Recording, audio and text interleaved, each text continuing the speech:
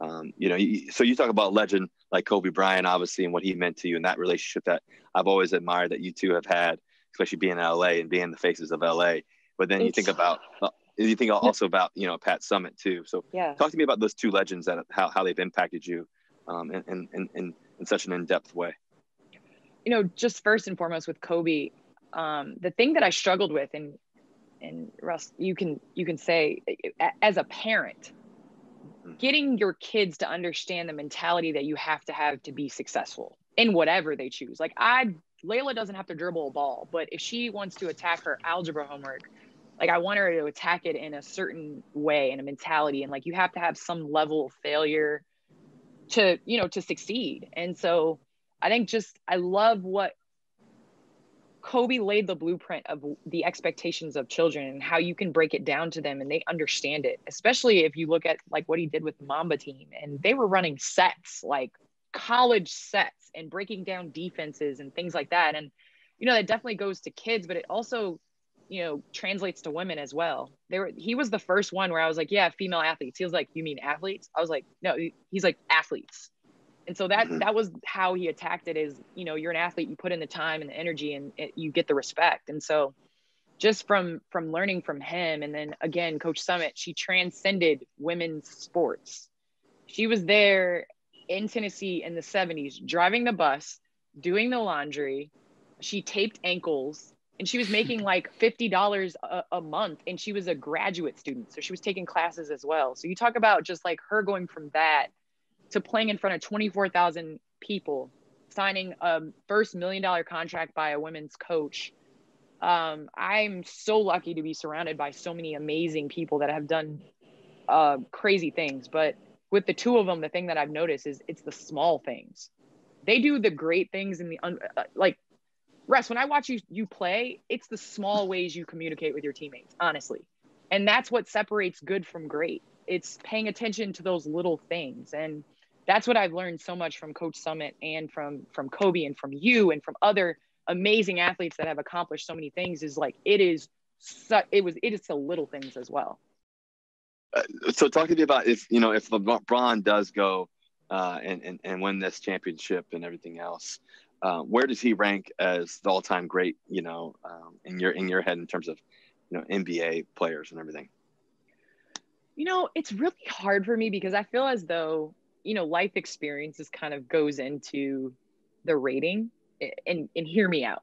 So we let certain plays define the way that we think of athletes. Like you very well could and should have, 2 championships. I'm sorry, 2. It should be 2.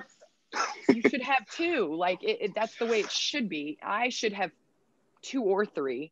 Like these small plays define the way that we think of players. And honestly, like I've said it from the get-go, LeBron James is Karl Malone's size, doing the things that he does, running up and down the court. And I think we forget that. He's unbelievable. He's an athlete that if you talk about just on the court, is he better than Mike? I don't know. Is he better than Kobe? I don't know. He's definitely top 5 in my book, top 3 in my book. But in terms of impact as an athlete, like with the platform that he's had, social justice and building schools and changing the way that we think of athletes and business. I mean, he's number 1 for sure.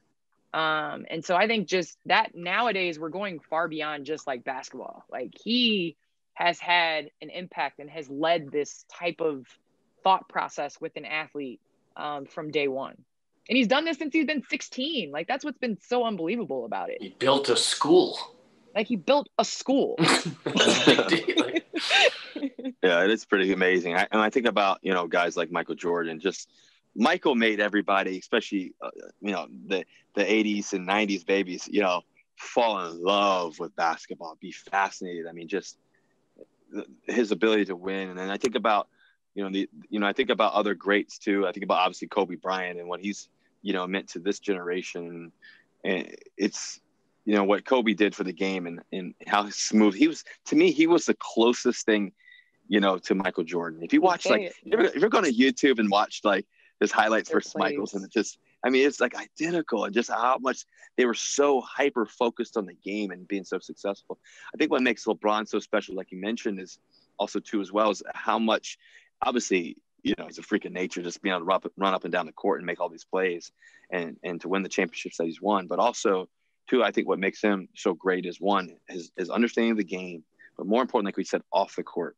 I think what he's done with building, you know, his school, you know, Ohio, I think, and all the things that he stands for when he speaks at, you know, King James is speaking, okay, you know, and his voice carries weight. And I think that's real significance. And obviously Michael didn't have, you know, social back then, and social really kind of glad he began, did. but I think that might have changed the way that he knows what happened.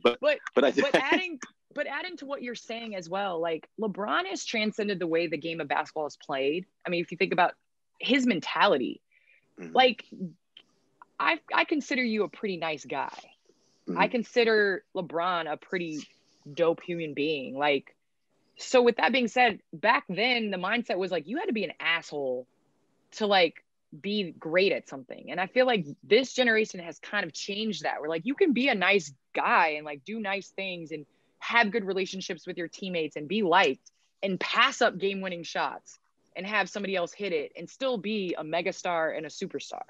And I think like y'all have changed that in that mentality, because remember when everybody was like, LeBron's mentality is just so wrong and like all this stuff before he won a championship, and he stayed with it. And I think as a fan, might have been different.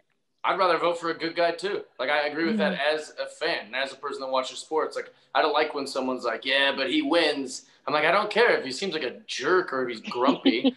I root for the good guys. I know Darth Vader looks cooler than Luke Skywalker, but I'm rooting for the good guy. Really good example. Yeah, I like that. Well, yeah, so who do you think wins this NBA Finals here coming up here? What do you think happens? I think the Lakers. I think LeBron gets his 4th championship. I think AD gets his 1.